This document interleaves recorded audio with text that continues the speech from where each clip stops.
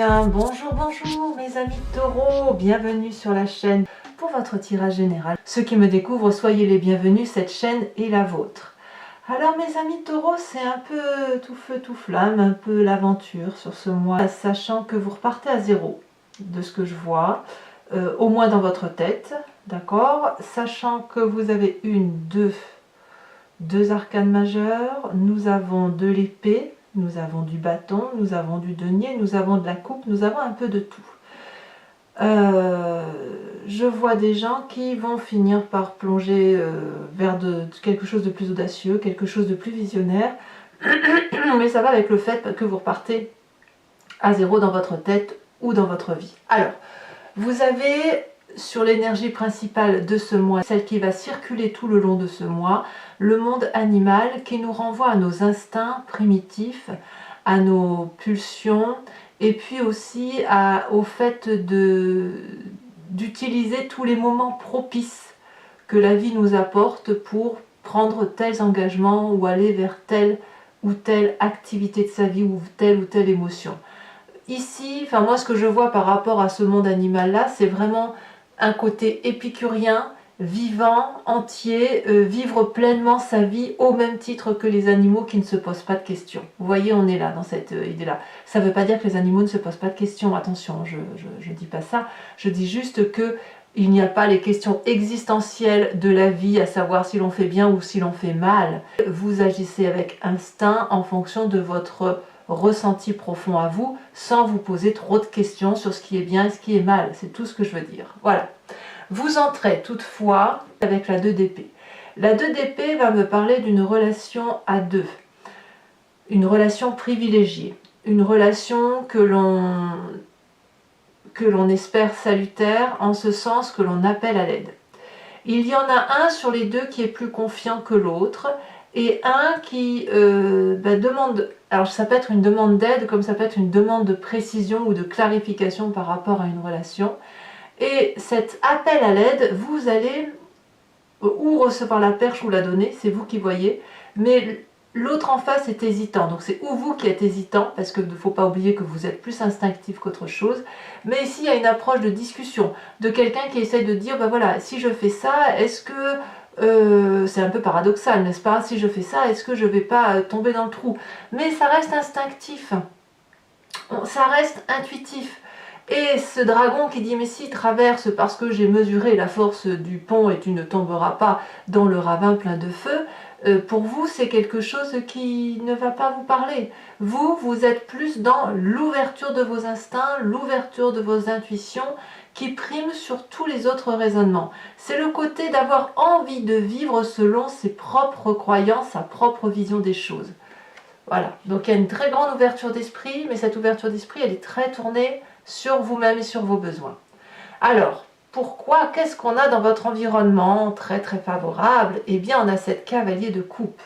Clairement, on nous parle d'une rencontre qui est extrêmement passionnante.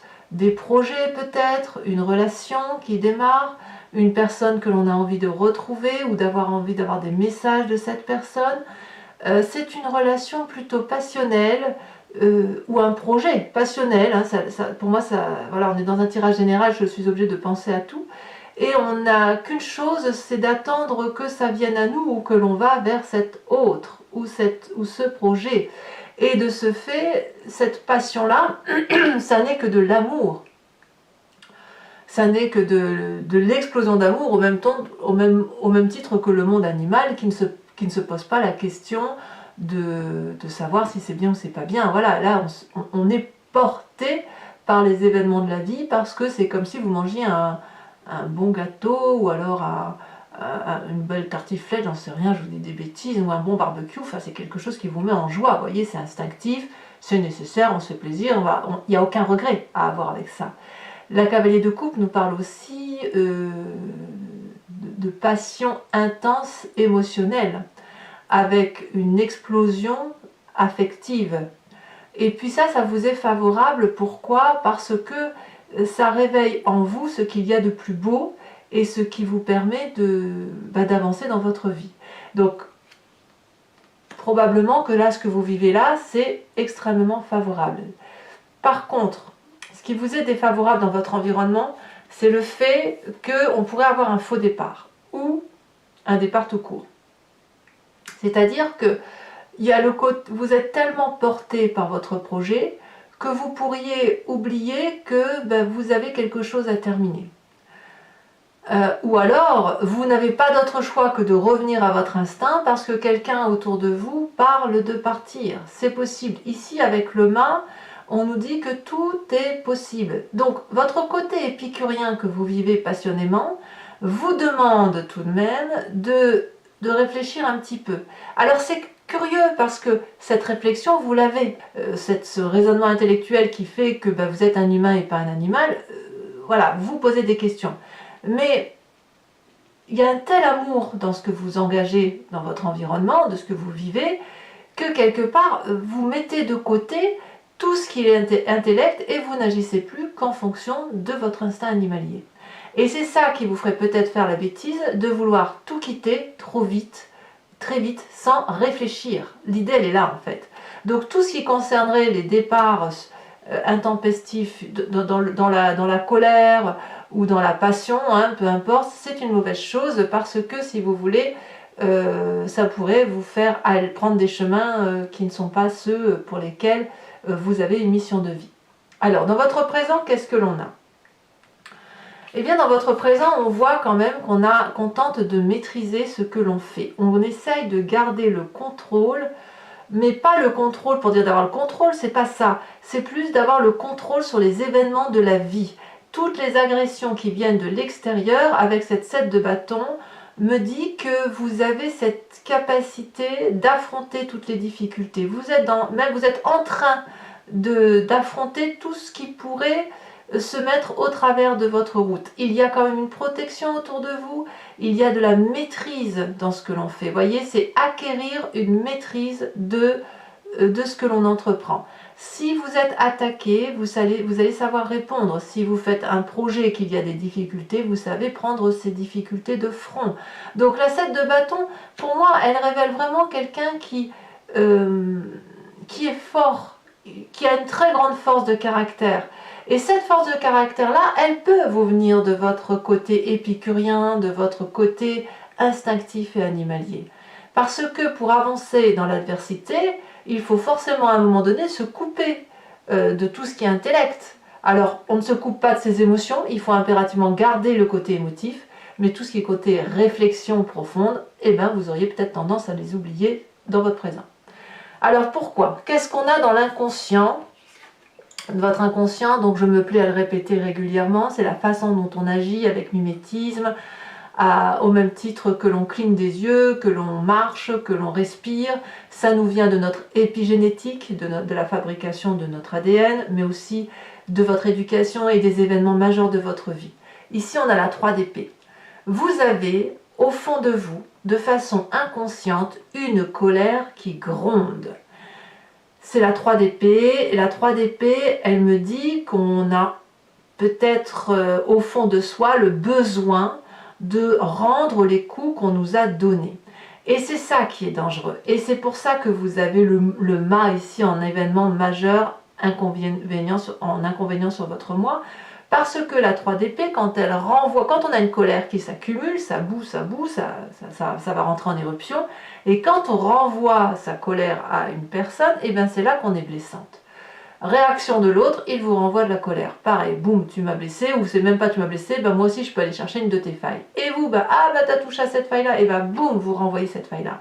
Résultat, c'est de la colère qui nourrit de la colère. Et plus on monte dans ce schéma-là, et plus ça crée des désastres autour de soi, ça fait du mal autour de soi, y compris autour des personnes qui ne sont pas tenus par les disputes ou par la colère ou qui sont complètement étrangers. C'est ce que j'appelle moi les dommages collatéraux. Donc là, dans votre inconscient, il y a quelque chose à sortir. Ça vient de où ? Je vais vous le dire, ça vient de votre passé. Ça vient de votre passé qui peut-être vous revient donc en mémoire, parce que l'inconscient, il faut bien qu'il se manifeste à vous. C'est forcément une image du passé, un souvenir, et ça peut même sortir à travers les rêves. On a cette reine de bâton. Il y a autour de vous, dans votre passé, une femme qui pourrait être un signe de feu, Bélier, Lion, Sagittaire, qui pourrait être aussi votre signe ascendant, donc vous pourriez vous en vouloir à vous-même si vous êtes une femme, ou votre signe lunaire. Cette reine de bâton, c'est une personne qui apparemment a très bien réussi sa vie et qui a été très généreuse. Ça pourrait donc être votre mère, comme une tante, vous voyez qui ça vous parle, ou un employeur, ou qui vous voulez, ou une DRH, ce que vous voulez. Et cette reine de bâton, cette générosité vous a probablement empêché de vous réaliser et de vous être à un moment donné cette reine de bâton. C'est-à-dire que cette reine de bâton qui, elle, a vécu avec son monde animalier, en profitant de la vie, en étant dans sa vérité à elle, elle vous a un petit peu moulé à sa vérité et ça vous a empêché d'avoir votre propre vérité. Ce n'est pas forcément grave.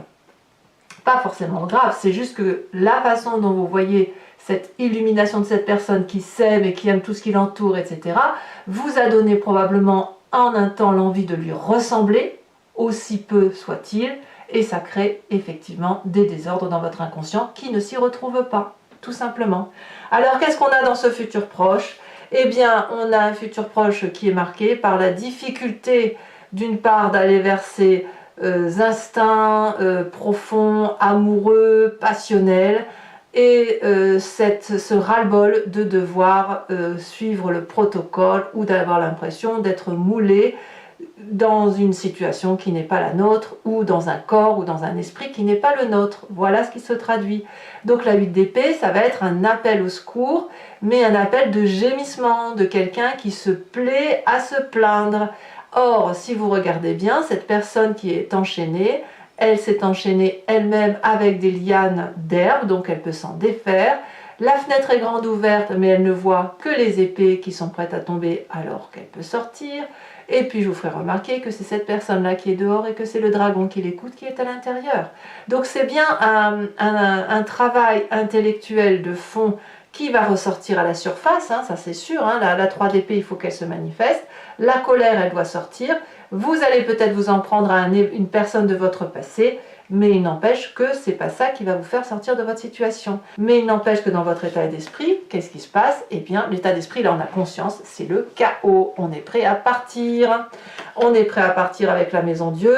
Avec le mas, ce serait apparemment une bêtise. Il va falloir, plutôt que d'être dans cette bagarre d'ego et de casser tout ce qui nous entoure, il faudrait peut-être juste revenir à la base, essayer de comprendre ce qui s'est passé dans ce passé, qui a généré de la colère en vous, pour pouvoir, si vous devez partir bon pied, bon oeil, sans regretter.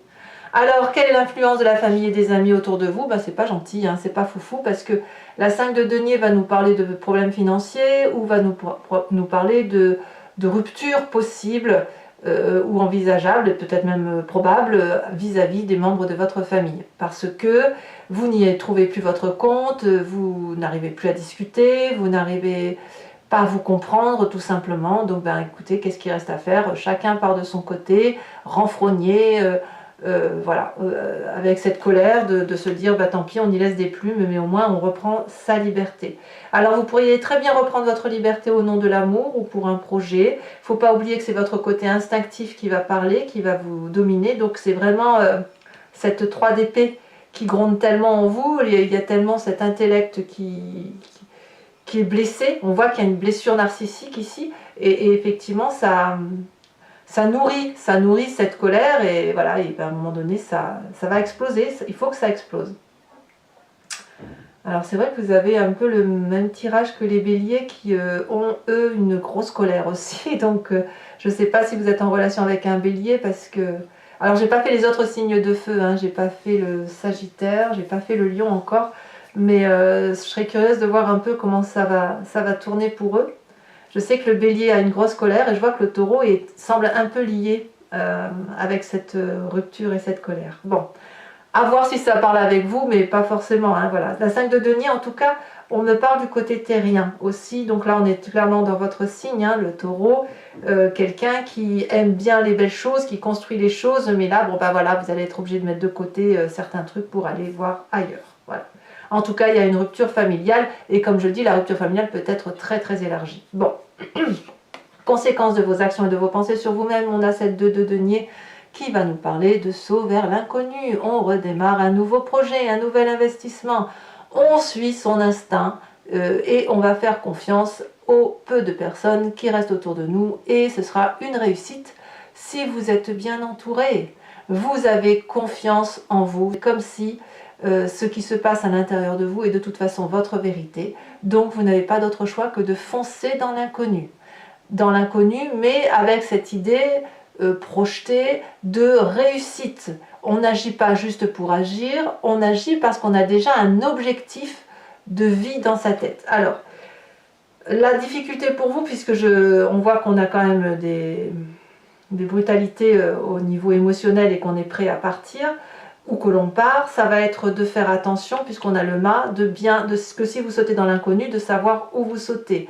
Donc, bien évidemment, si vous avez cette énergie de éventuellement et potentiellement demander de l'aide pour avoir des conseils, faites-le, parce que dans votre état d'esprit, de toute façon, il y a comme une rupture et vous partez pour une plus belle émotion. Conséquence de vos actions et de vos pensées sur l'environnement, c'est un retour à l'équilibre aussi, c'est-à-dire, toujours pareil, on a du feu, là on est dans l'action, c'est une personne qui a probablement beaucoup travaillé sur elle-même ou a fait de grandes choses dans sa vie pour dire de réussir à être là où elle est, et elle est quelque part dans un milieu où la prairie est assez ouverte, où elle peut se poser, où elle a pas mal aux pieds, voyez, où il y a du soleil, voilà. Et elle est en train de rechercher son équilibre dans cet environnement-là, parce qu'elle a pas mal bourlingué aussi, elle a pas mal de difficultés, et de ce fait, là, elle va se poser, et elle va avoir une nouvelle vision de ce qu'elle peut faire dans sa vie par rapport, ou l'environnement plus globalisé, hein, par rapport à ce qui va se passer. Donc quoi qu'il en soit, que ce soit pour vous ou pour l'environnement, il y a 2 départs. Vous, ce sera plus dans l'investissement et l'autre personne, ce sera plus dans une recherche d'équilibre. Voilà, allez mes amis taureaux, maintenant on va passer à votre approfondissement. Donc pour ceux qui ne me connaissent pas, je vais vous expliquer ma façon de travailler. C'est que là je recouvre le jeu en entier avec l'oracle bleu et puis avec le tarot du Lucid Dreams. Donc nous avons avec l'oracle bleu le premier pas. Ah, ça confirme ce que je pense. Allez, on approfondit maintenant avec le Lucid Dreams.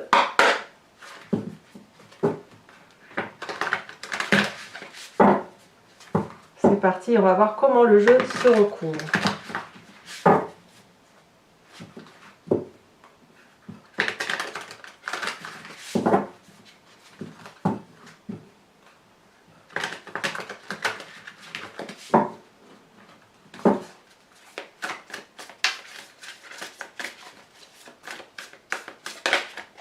Ouh, on a l'as de bâton.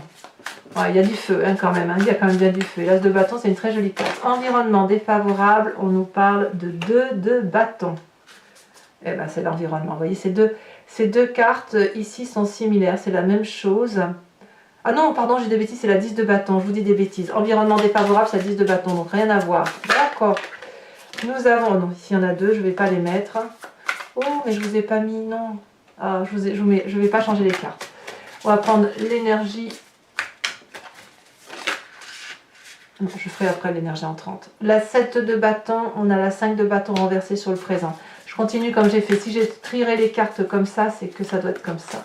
Dans votre inconscient, on a la carte du soleil inversée.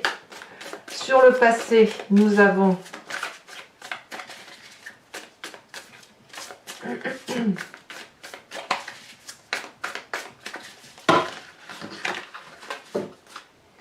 il y en a trop. Un message clair pour mes amis taureaux.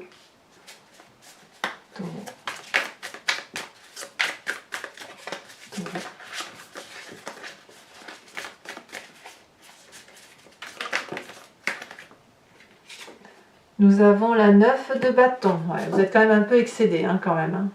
Hein. Sur le futur proche, avec cette 8 d'épée, donc je vais prendre la première qui est tombée. Nous avons la 5 de coupe inversée. Ouais, vous avez quand même des tristesses, hein, ou vous n'en aurez plus. Alors, sur l'état d'esprit, nous avons les stars, la carte star, donc ça fait quand même 2 arcanes majeures, la maison Dieu suivi d'une réussite. Sur la 5 de denier, nous avons la 4 d'épée. Conséquence de vos actions et de vos pensées sur vous-même avec cette 2 de denier, nous avons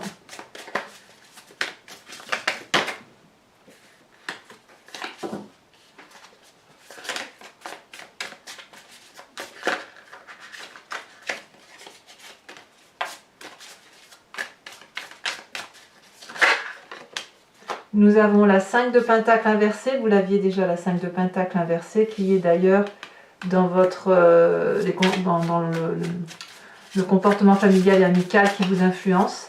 Et les conséquences de vos actions et de vos pensées sur l'environnement, nous avons la 7 de bâton inversée. Je vous mets donc la dernière carte que je n'ai pas fait dès le début avec cette 2 d'épée sur l'énergie entrante pour mes amis taureaux. Voilà, on a la 2 de bâton, encore une 2. Et cette 2 de bâton, c'est curieux, c'est la même carte que l'environnement. Mais elle voudra dire autre chose dans votre tirage. Alors, je vous invite à réfléchir à une question précise et je vais faire son interprétation avec le grand jeu de Mademoiselle Lenormand, sachant que la réponse ne sera pas oui ou non, mais plutôt l'articulation d'un événement passé avec ce que vous êtes maintenant et un futur qui s'amorce de telle ou de telle façon. Voilà.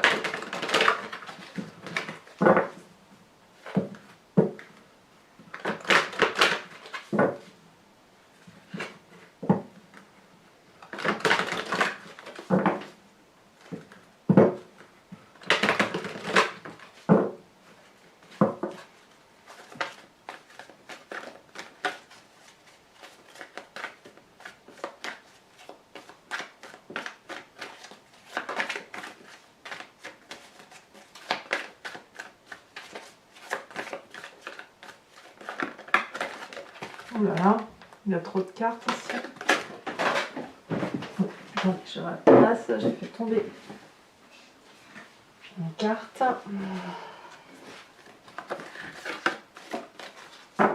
Alors, un message clair pour mes amis taureaux.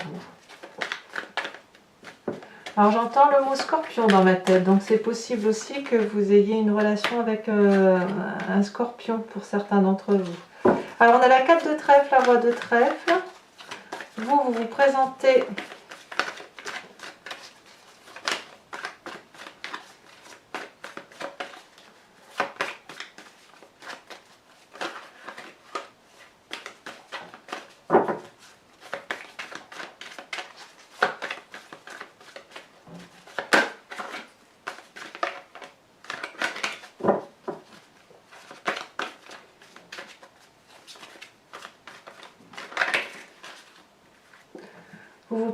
avec la 8, 9, 10 de carreau et les deux prochaines cartes. On me dit la roi de cœur, ça fait quand même 2 rois, et les rois traduisent quand même des gens de maîtrise, et puis la 2 de pique. Allez, pour vous aider, les amis taureaux, je vais vous tirer une carte de l'oracle des druides qui vous invite à vous inspirer d'un animal totem qui était vénéré par les druides et dont l'idée est de revenir, si vous voulez, à la genèse des émotions que nous avons tous en nous, mais que nous avons attribué certaines de ces qualités aux animaux, pensant qu'effectivement ils étaient des êtres inférieurs, alors qu'en fait ils se respectent juste eux-mêmes et ils respectent leur intuition et leur instinct profond. Et comme vous êtes reliés au monde animalier, je pense que c'est de bon augure. Allez, la carte animal totem. L'inspiration pour mes amis taureaux. Quel animal doit les accompagner?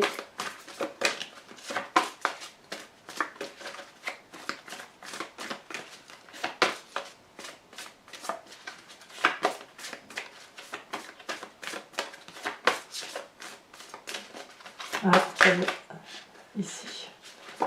Oh, magnifique. On vous invite à être ce signe. Ça, c'est joli, ça. Allez, mes amis taureaux, si ce n'est pas déjà fait, abonnez-vous, bien sûr. Likez, commentez, partagez. N'hésitez pas, je vous réponds, j'adore ça. Dans tous les cas, je vous souhaite un excellent mois. Je vous fais de gros bisous et je vous dis à très bientôt. Bisous, bisous.